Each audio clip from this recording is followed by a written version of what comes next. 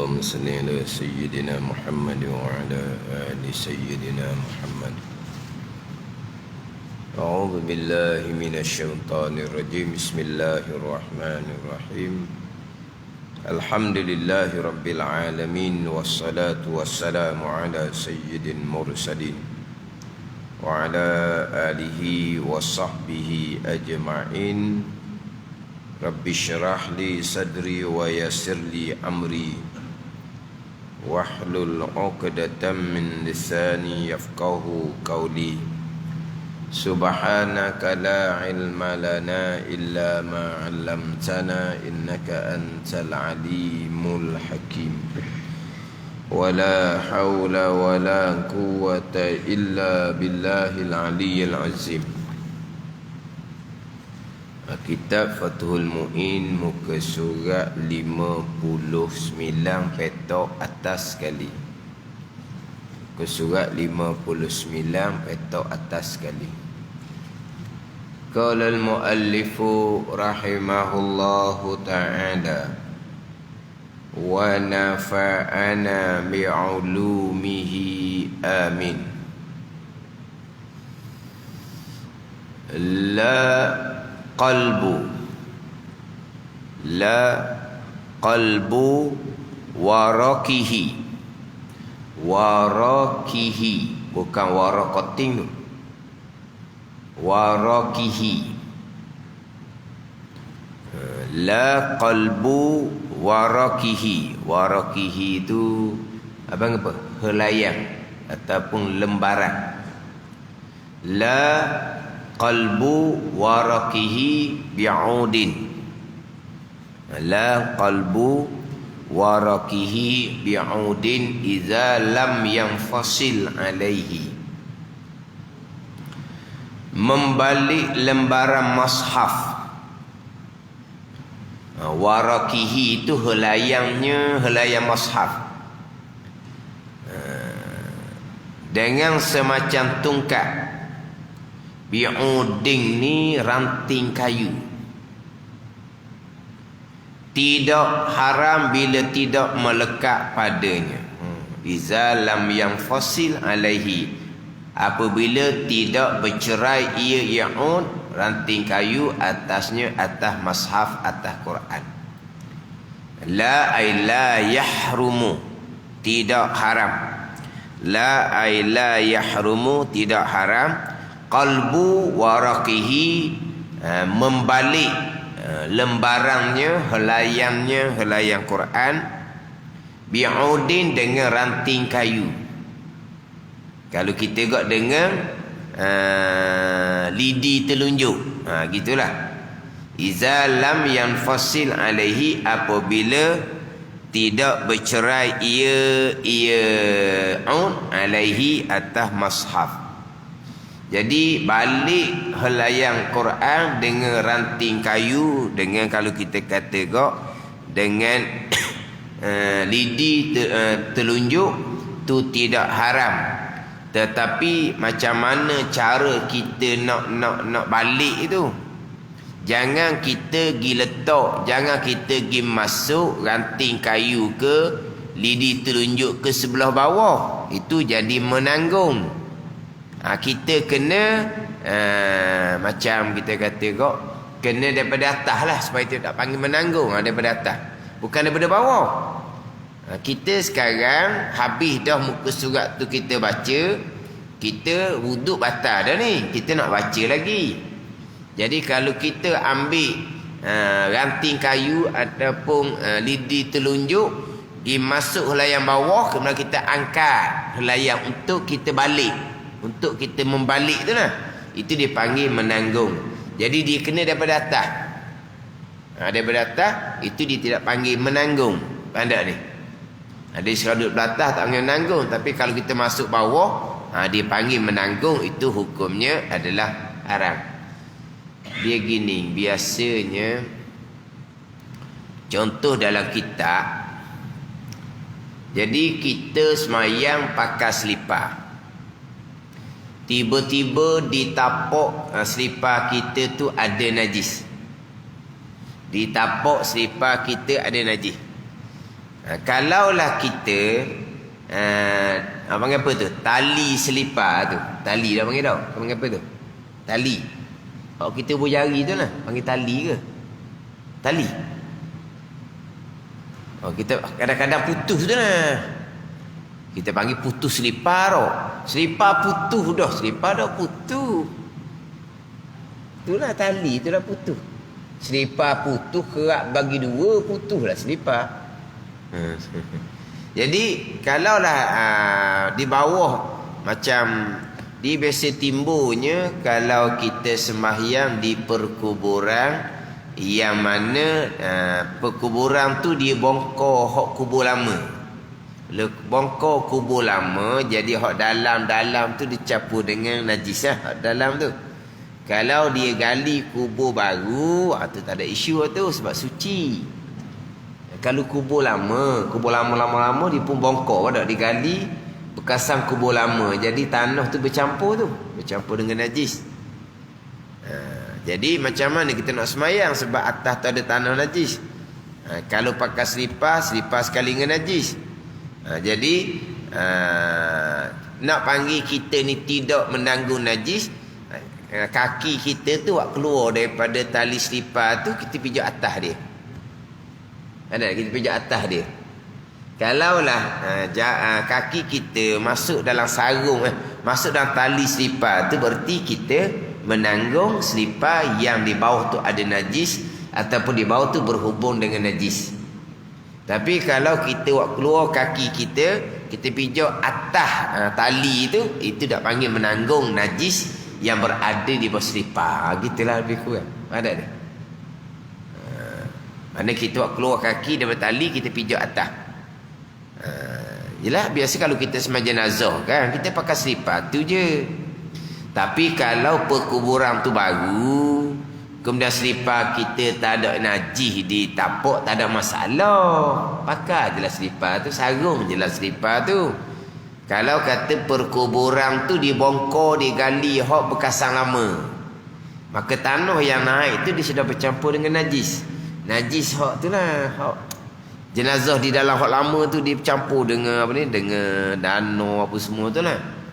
Tapi kalau perkuburan tu baru, maka tanah tu suci. Kemudian tapak kaki kita tak ada najis, tu tak ada isu lah situnya. Tak ada masalah lah tu. Ada ni. Cuma tak mau panggil menanggung. Panggil menanggung tak boleh.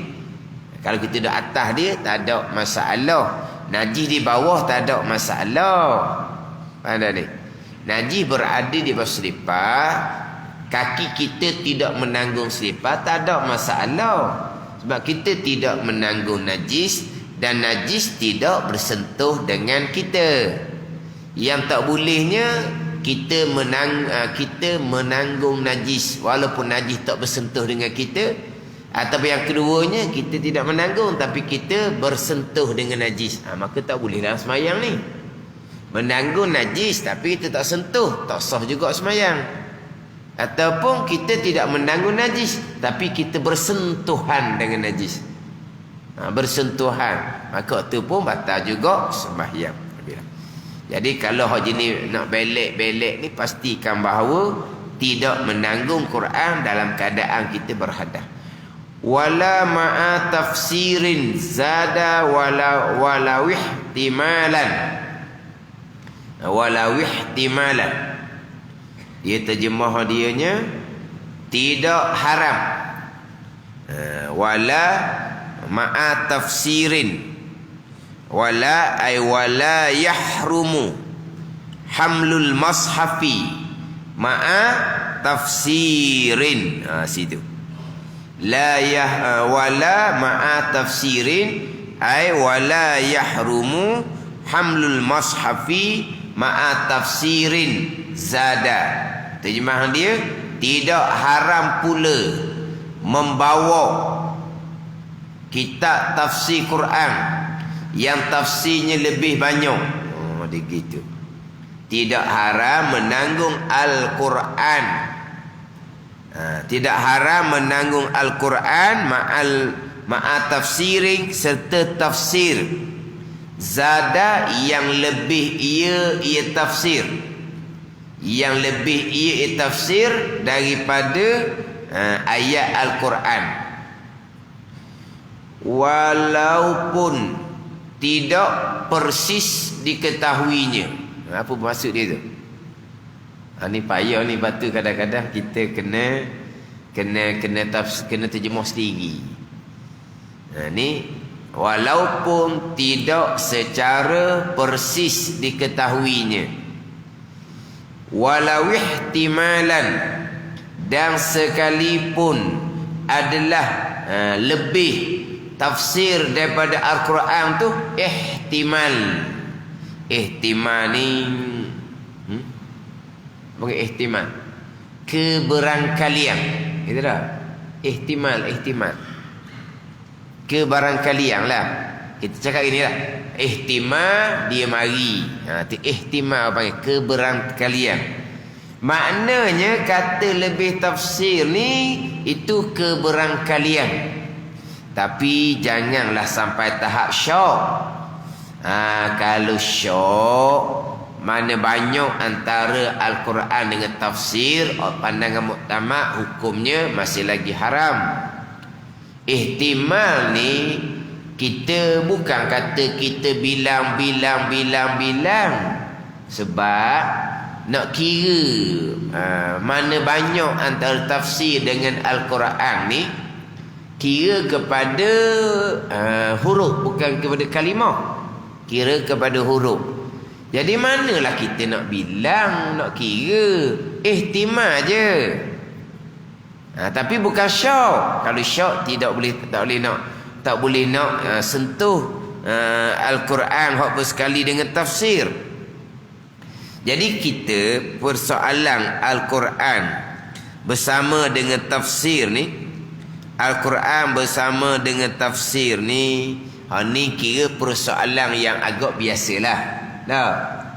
Bila bicara bab haram bagi orang yang berhadas menyentuh Al-Quran dan menanggung Al-Quran, biasa akan timbul persoalan berkaitan dengan macam mana Al-Quran yang bersekali dengan tafsir dia.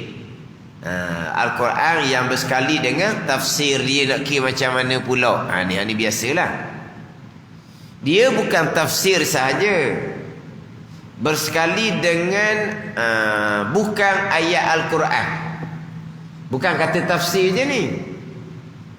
Contohnya di dalam tu ada tahlil, ada doa. Ni sebagai contoh. Sebagai contoh Yasin hak kecil-kecil tu. Yasin tu sendiri, di helayang Yasin tu sendiri sudah ada terjemahan. Pada ni, di helayang Yasin tu sendiri sudah ada terjemahan. Bukan ada terjemahan di bawah tu, halu tu. Tapi kira-kiranya masih lagi banyak Yasin daripada terjemahan. Kita pergi pula Yasin tu dia ada doa, dia ada tahlil hak bukan ayat Al-Quran tu. Kira-kira itulah. Kalaulah dalam Yasin kecil itu banyak selain daripada Al-Quran, daripada Yasin sendiri, maka tidak haram kita menyentuh dan menanggung Yasin tu. Macam mana? Hak Yasin kecil tu lah. Adapun kalau surah-surah pilihan, tu jelaslah banyak Al-Quran. Surah-surah pilihan tu kan dia ada dengan kafi apa dalam tu. Di dalam tu ada juga doa-doa di dalam tu. Ada, bukan ayat Quran saja. Tetapi Quran banyak. Dia ada Yasin, dia ada kafi, dia ada surah-surah pilihan tu. Hak tebal sikit tu. Hak tu jelas. Hak tu banyak Al-Quran. Ada pun Yasin kecil itu, macam mana? Mana banyak ayat Yasin dengan ayat bukan Quran, bukan Yasin. Tu walaupun tak yakin tapi ihtimal lah. Tengok. Jangan syok je. Kalau syok tak boleh pegang. Tak boleh pegang. Jadi hak kata dengan tafsir ni bukan hanya semata-mata tafsir sahaja, bukan. Kemudian hak berkaitan dengan dengan tafsir ni lah. Dengan tafsir ni dia tak kira lah tafsir Al-Quran tu duduk di sebelah mana. Sebab tafsir ni kadang-kadang Al-Quran suku tafsir di bawah. Kadang-kadang Al-Quran dengan tafsir ni selang-seli.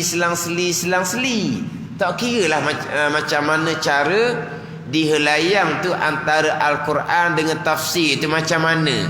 Ayat duduk di mana, tafsir duduk di mana. Dia tak sama ni kitab tafsir. Kadang-kadang dia Quran bersuku, tafsir bersuku. Kadang-kadang dia duduk Quran tafsir, betul Quran tafsir, betul Quran tafsir. Sama saja hukum dia. Kemudian kita kira ni pula sekarang ni tafsir banyak, maka tidak haram sentuh dan tidak haram tanggung Al-Quran yang bersama dengan tafsir. Adapun kalaulah Quran banyak, bukan kata Quran banyak, bahkan sama banyak Quran dengan tafsir, haram sentuh dan tanggung Al-Quran serta dengan tafsir tadi. Sama pun tak boleh lagi. Dia kena lebih banyak Al-Quran daripada tafsir. Lebih banyak Al-Quran daripada tafsir. Kena lebih banyak tafsir daripada Al-Quran. Barulah tidak haram sentuh dan tidak haram menanggung. Kita kira banyak sedikit ni bukan kira di helayang. Bukan kira di helayang. Kira secara keseluruhan. Kita kira secara keseluruhan. Mana banyak Al-Quran, mana banyak yang bukan Al-Quran. Tapi kita pendek cerita tafsir lah. Tapi tidak semestinya tafsir yang bukan Al-Quran saja. Jadi mana banyak Al-Quran dengan bukan Al-Quran. Kira kepada keseluruhan. Bukan kira kepada satu helayang dengan satu helayang bukan. Ada ni. Apabila pasti banyak tafsir, anak kita bicara banyak tafsir daripada Al-Quran, maka boleh sentuh dan boleh tanggung sekalian Al-Quran yang banyak tafsir tadi. Sebaliknya, kalaulah sama banyak Al-Quran dengan tafsir, sama telah banyak Al-Quran dan tafsir, haram sentuh, haram tanggung sekaliannya. Dia kata tak ada dia. Sekarang Quran dengan bukan Quran, mana banyak kira kepada keseluruhan, bukan kepada helayang. Apabila pasti sahaja banyak bukan Quran, umpama tafsir daripada Al-Quran, boleh sentuh sekalian dan boleh tanggung sekalian. Sebaliknya, kalaulah sama banyak antara Al-Quran dan bukan Al-Quran, umpama tafsir, sama telah banyak Al-Quran, maka haram sentuh, haram tanggung sekalian. Bila banyak Al-Quran ataupun sama banyak, haram tanggung, memang haram lah tanggung keseluruhan tu. Sentuh di tempat yang bukan muka surat Quran pun haram juga. Kan sebelum ni saya sentuh dah kan berkaitan dengan hak memang Al-Quran lah, hak memang Al-Quran. Bukan kata banyak Al-Quran, memang Al-Quran. Tapi di Al-Quran tu ada beberapa helayang yang bukan Al-Quran. Sama ada helayang kosong, sama ada helayang hak di dalamnya ada panduan. Di Quran Maha ni dia ada panduan lah di beberapa helayang hadapan tu. Jadi waktu banyak Quran lah waktunya. Tapi di beberapa helayang tu bukan Al-Quran, haram sentuh, termasuk di helayang bukan Al-Quran. Ada ni. Termasuk helayang kertas kosong putih tu pun haram kita sentuh. Begitu juga Kalaulah di dalam tu banyak yang bukan Al-Quran, tetapi lebih Al-Quran lagi secara keseluruhan, haram. Tanggung memang haram dah. Tanggung ni bawa ni haram dah. Sentuh haram, sentuh sekalian, termasuk di helai yang bukan Al-Quran, termasuk kulit dia pun haram sentuh. Dia apabila banyak Al-Quran saja, hukum dia sama dengan Al-Quran saja-saja, yang tidak ada hak lain. Ada gitu. Sekarang Al-Quran yang bercampur dengan bukan Al-Quran, umpama tafsir. Jikalau banyak je Al-Quran, maka hukum dia sama dengan hak Al-Quran saja tu. Sama je hukum dia. Haram sentuh sekalian, haram sentuh termasuk kulit, haram sentuh termasuk bekah yang disediakan untuk Al-Quran. Ketika tu Al-Quran berada di dalam, haram sentuh termasuk bekah. Hak kita bicara minggu lepas kan? Minggu lepas kita bicara Quran semata-mata yang tidak bercampur dengan yang lain. Quran semata-mata dia ada bekah, dia ada bungkusan dia, dia ada kotak comel dia. Jadi bungkusan kotak comel tu khas untuk Al-Quran. Mana kecil dia sama kecil, sama sedang molek dengan Al-Quran tu sendiri. Ketika tu Al-Quran sedang berada dalam bekah tu, sentuh bekah tu pun haram dah. Syaratnya bekah tu khas untuk Al-Quran. Kita kata besar dia, kecil dia sama sendak lah panggil dah. Sama sendak panggil, sama ngam dengan Al-Quran tu sendiri. Syarat yang kedua, ketika tu Al-Quran sedang berada dalam bekah. Kalau Al-Quran sedang berada atas rehat, bekah tu duduk suku boleh pegang je bekah tu, tak ada masalah. Tapi kalau bekah tu untuk Al-Quran, di masa tu Al-Quran sedang berada dalam bekah tu, kita bukan pegang Al-Quran ni, pegang bekah tu haram dah. Yang kita bicara minggu lepas Al-Quran semata-mata, dia sama saja.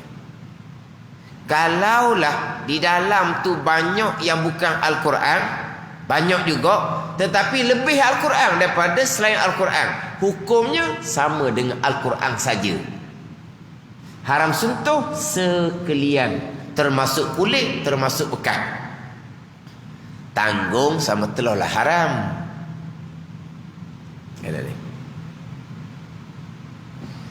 Sebaliknya, kalau kata lebih tafsir ataupun selain Al-Quran daripada Al-Quran, contohnya Yasin hak kecil, boleh ke tak?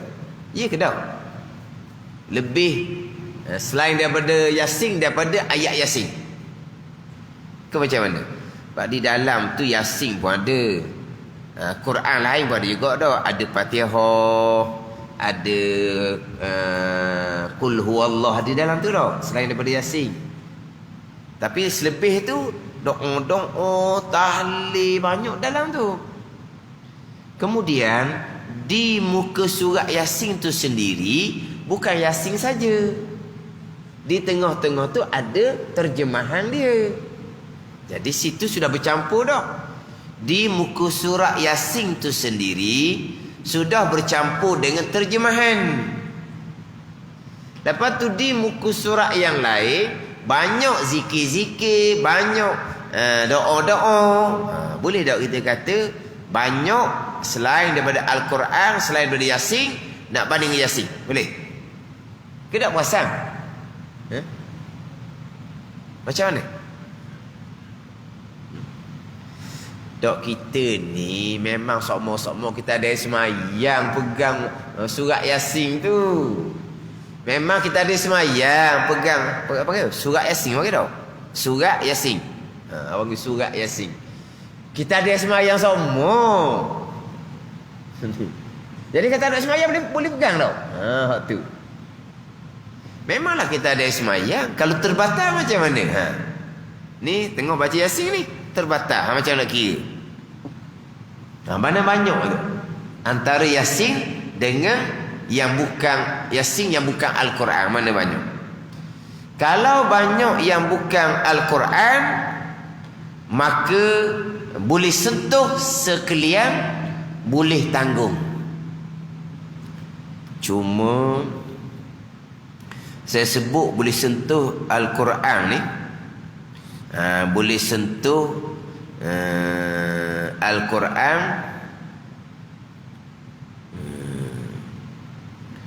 dalam keadaan banyak tafsir daripada Al-Quran yang timbul khilaf pula macam mana betul-betul dengan ayat Al-Quran. Kalau saya sebut tadi secara ringkas, kalau banyak Al-Quran daripada bukan Al-Quran, hukumnya sama dengan Al-Quran saja-saja. Al-Quran kita ni Quran saja-saja, tak campur hak lain. Sebaliknya, kalau banyak tafsir daripada Al-Quran, maka boleh sentuh sekalian dan boleh tanggung. Ini saya sebut cara ringkas. Kita nak perici lagi. Boleh sentuh sekalian. Macam mana pula sentuh di apa? Sama sendak dengan ayat. Apa nak ni? Sekarang banyak tafsir. Tapi masa kita belajar, kita nak mencatat. Apabila kita nak mencatat, kita kena letak tangan atas tafsir yang diselangi di tengah tafsir itu ayat Al-Quran. Ke kita tulis cacang gitu, ambil pen tulis berdiri gitu. Boleh tulis? Mesti tangan kita akan letak di tafsir itu. Bila kita letak tangan di tafsir itu di celah-celah tu ada ayat Al-Quran. Hanya nak kira pula. Di apa ni? Di betul-betul ayat Quran, tak faham tak? Boleh tak nak sentuh di betul-betul ayat Al-Quran tu? Dia khilaf ulama di situ. Dalam kitab Mujarimi Iqna' dia kata tidak haram sentuh sekalian, termasuk di sama kena dengan ayat Al-Quran. Tapi pandangan yang muktamadnya haram sentuh di tempat ayat. Itu pandangan muktamad. Jadi kalau kita nak ngaji tafsir, kita nak mencatat, tangan kita letak di muka surat tafsir tu, di celah-celah tu, di tengah-tengah tafsir tu mesti ada ayat Quran, kena ada semayang lah. Tahu kan kita nak letak tangan, tengok mana tafsir saja, nak tulis macam mana. Jadi pandangan muktamad, walaupun kita sebut tadi, kalau banyak tafsir daripada Al-Quran, boleh sentuh sekalian, boleh tanggung sendiri, kita sebut cara kasar. Sekalian ni di dalam tu macam mana di betul-betul atas ayat Al-Quran. Sebab kita berhadap ni di betul-betul atas ayat Al-Quran. Satu pandangan boleh sentuh sekalian, termasuk di atas ayat Al-Quran. Tapi pandangan muktamad tak boleh. Tanggung boleh, sentuh di tepi-tepi boleh, sentuh di atas tafsir boleh, jangan sentuh di atas ayat Al-Quran. Itu pandangan muktamad. Jadi maknanya kena ada semayang lah. Untuk kita bawa tafsir itu boleh lah. Kita pegang kulit dia boleh lah. Kita pegang helaiang yang tidak bersentuh di atas ayat Quran boleh lah. Tapi kita nak mencatat, kita nak menulis, pastilah tangan kita letak atas muka surat tafsir itu. Pasti tangan kita akan bersentuh dengan ayat tu. Ayat ada tengah-tengah tafsir tu. Pandangan muktamad tak boleh, haram. Gitu je lah cerita. Tapi pandangan tak apa. Lepas tu orang ngaji tafsir biasanya ada air semayang. Memang ada air semayang. Tapi persoalannya tengah-tengah belajar, air semayang batal. Biasanya tak keluar. Dia pakai pandangan itulah pula. Dia kata boleh sentuh sekalian, termasuk atas ayat Al-Quran. Gitu.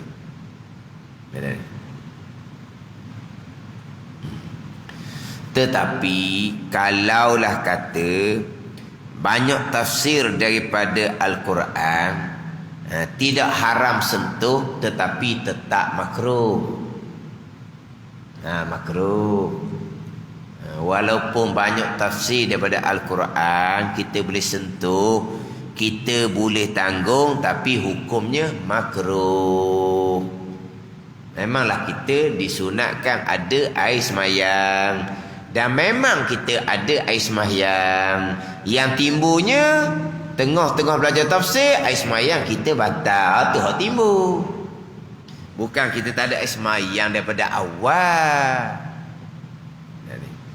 Jadi kalau atas pandangan Taif, janji banyak tafsir daripada Al-Quran, boleh sentuh sekalian.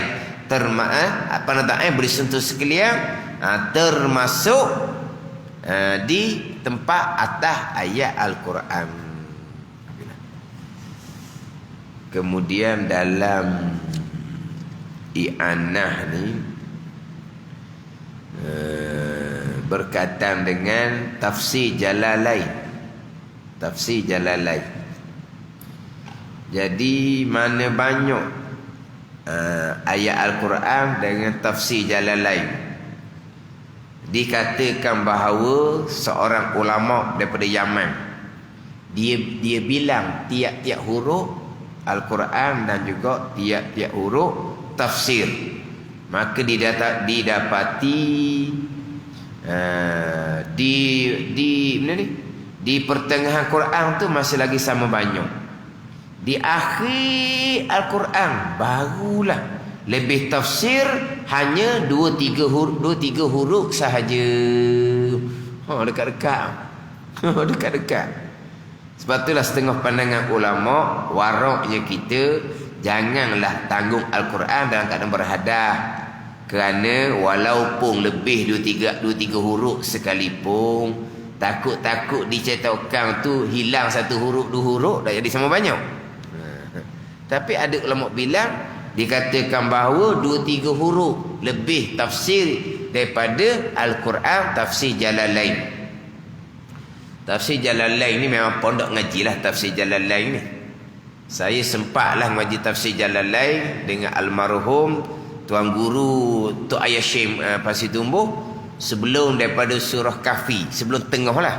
Sebelum tengah. Tapi dekat tengah dah. Dekat tengah dah. Sampai ke habis. 3 tahun.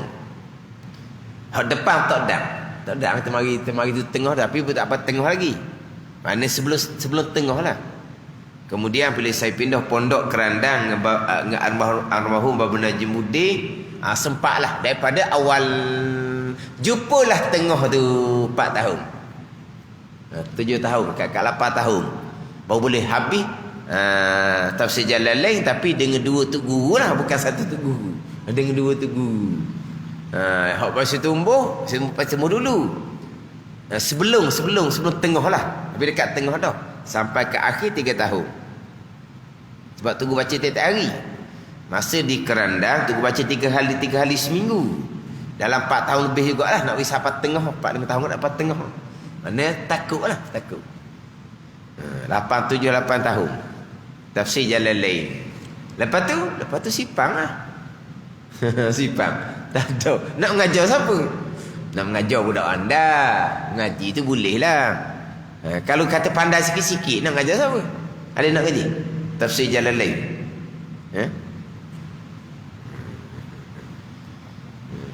Ngaji pondok lama-lama pun balik kampung ngajar Fardhu Ain gitu je. Di ilmu-ilmu dia akan jadi kodator lah.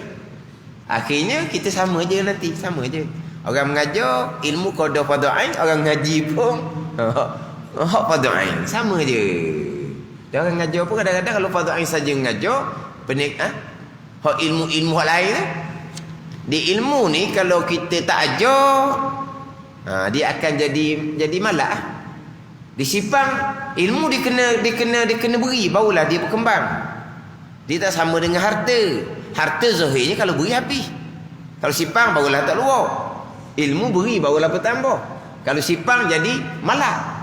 Tu ilmu. Tu beza ilmu dengan harta. Ilmu kena banyak ikut orang. Ilmu jaga kita. Harta bermasalah, kita kena jaga dia. Kena. Jadi kalau yang mengajar tu hanya mengajar Fardhu Ain, memanglah ilmu-ilmu hal lain duk mengaji tu jadi gitu lah. Duduk dalam kitab, ilmu dalam kitab. Dia hok ngaji pondok ni kemudian boleh ilmu pondok tu tak mati, dia kena buka pondok, barulah ilmu pondok tu tak mati. Balik kampung, ngajar kampung, ngajar ilmu kampung. Jangan ikut area kita. Saya ngaji banyak kitab besar-besar, saya ajar kampung lah kitab besar-besar. Tak kena. Kita nak mengajar bukan ikut nafsu kita. Ada ni orang nak mengajar ni macam tadi sebuah nafsu. Orang nak belajar tak boleh ikut nafsu, kena ikut hukum. Orang yang mengajar pun sama, tak boleh ikut nafsu, kena ikut hukum. Ilmu mana yang orang ni wajib ajar? Fardu ain tauhid, fardu ain fiqh, fardu ain tasawuf, wajib kena ajar. Pada ni. Saya nak ajar, nak ajar pada siapa? Pada ni. Maknanya kalau ngaji pondok lama mana pun, kalau dia hanya terbabit masyarakat kampung, siapa pun sama je. Dia akan ajar ilmu yang sama, ilmu fardu ain saja. Walaupun ngaji lama mana sekalipun. Sebab apa? Itu adab disiplin kita dengan ilmu. Bukan ikut kehendak kita. Saya nak ngajar kitab-kitab tinggi sebab saya ngaji. Tak boleh, tak boleh. Sebab kita kena ajar, tengok siapa yang nak belajar. Kita nak tinggal orang kampung, hok ngaji fardu ain kerana kita nak ngajar orang lain, hok fardu kifayah, tak lepas pula kita nanti. Ini hok ngaji pondok. Ngaji lama mana pun fokusnya fardu ain. Balik kampung fokus fardu ain. Adapun kalau orang ni dia tak fokus fardu ain, dia ngajar ikut nafsu dia, faham-fahamlah. Terkadang fardu ain sendiri pun bermasalah. Kalau kita ngaji pondok memang penekanan fardu ain. Hok ngaji fardu kifayah bertahun-tahun mengaji.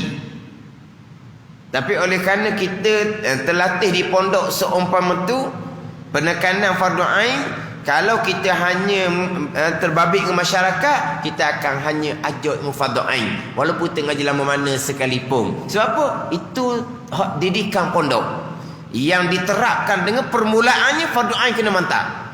Adapun kalau orang yang belajar fardu ainnya tidak mantap, sistem pelajaran yang tidak menekan fardu ain, dia mengajar orang nanti ikut nafsu dia nak ajar apa pun. Fardu ain dia tak apalah, fardu ain tak mantap pun tak apa, fardu ain dia jadi bermasalah. Sebab apa? Sebab diri sendiri tu ada isu, ada masalah berkaitan fardu ain dia. Fardu ain diri sendiri yang nak mengajar tu. Situ tu dia nampak lalu dah. Batal tanya kenapa kalau orang ngajar tu hak pondok dia tekan fardu ain gini. Sebab kita ngaji gitu. Kita ngaji gitu.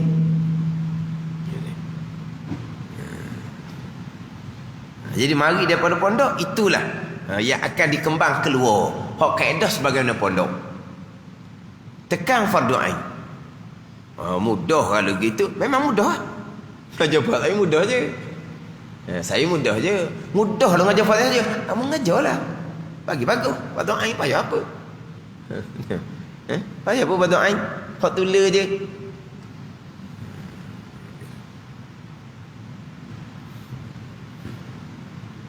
Ya, bila kita lama tak buka kitab-kitab Arab contohnya, kita nak baca kitab Arab tu jadi macam kekok. Kekok. Jadi tak lacur, tak laju. Ada mengajar kitab Arab Kifayatul Awam, tapi tak buka lagi lah. Berapa? Tak laju. Tak laju. Jadi nak sebut tu jadi macam kekok je. Ilmu gitulah. Kita sipang, dia akan malak. Tapi kita ngaji boleh pahala lah belajar tu. Kita sipang, molek. Gitulah. Tapi memang kalau pondok, tafsir jalan lain tetap. Tafsir jalan itu tetap. Memang tu gua akan ajar tafsir jalan lain. Jadi kita enah ni cerita ada orang Yaman, dia periksa huruf Al-Quran dan huruf tafsir jalan lain. Lebih dalam 2-3 huruf je. Sebab tu biasa orang ngaji pondok, memang dia bukan masalah tafsir jalan lain. Kita mengaji pondok ni memang ada semayang semua. Tu jadi macam wajib dah lah. Kita ngaji kitab apa, ke tauhid ke, kitab fiqh tasawuf, orang yang belajar mesti ada semayang. Dia gitu dak. Bukan diperintah, bukan.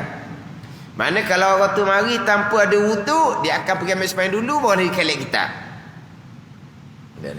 Sebab terkadang kita belajar lepas semayang, lepas tu sahih ada air semayang. Terkadang kita belajar tu pukul 8 pagi contohnya. Pukul 10 pagi contohnya, pukul 3 petang contohnya. Tu bukan lepas semayang. Dah 10 pagi bukan lepas semayang. Kok mana pun orang belajar mesti ada semayang. Tu dia pesan ni dah gitu. Jadi kita ni belajar agama memang ada semayang. Sebab itulah saya lekat gitu dah. Nak mengajar mesti ada semayang. Jadi pesan gitu. Jadi macam satu kewajipan. Nak mengajar semayang mesti ada. Tak ada ambil semayang. Dah lekat gitu. Tapi tanya orang mari belajar tu, tak ada semayang. Tak ada semayang. Kuliah duha tu lah. Kuliah sekarang ni ada semayang belaka lah ni. Kuliah maghrib, kuliah isyak ada semayang lah. Kuliah subuh ada semayang lah. Kuliah duha tak ada semayang kadang-kadang kita ni. Tapi dah kita ngaji pondok, itulah didikan dia. Itu disiplin dia gitu. Bukan tunggu paksa. Tak ada tunggu peringat. Masing-masing kan ambil semayang tunggu tak pernah peringat. Tapi dia jadi gitu. Pelajar-pelajar memang gitu. Itu belajar agama pondok.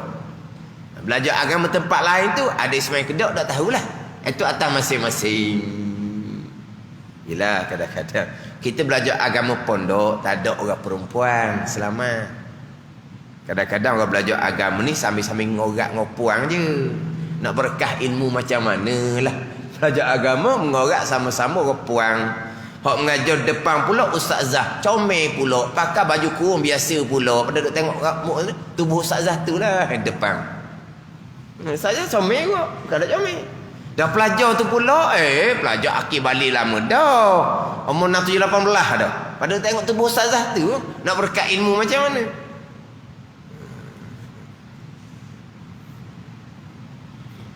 Aduh, pondok tak ada orang puang lah. Lepas tu budak minat ngaji pondok ni tak boleh ngorak. Tak boleh ngorak.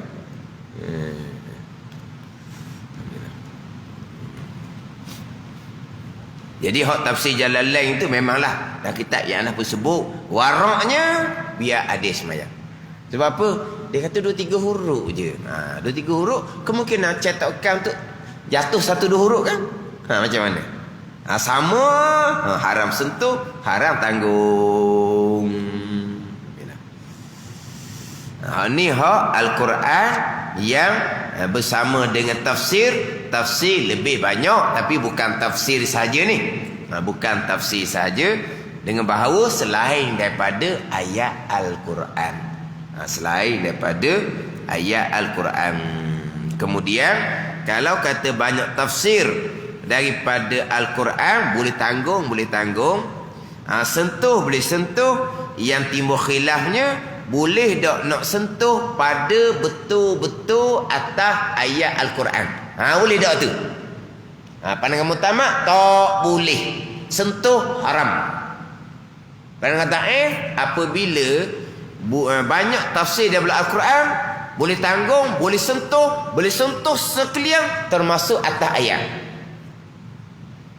Adapun kalau banyak Al-Quran daripada tafsir ataupun sama banyak, haram tanggung, haram sentuh sekalian, termasuk bukan tempat Quran, termasuk kulit, termasuk bekas yang disediakan untuk Al-Quran.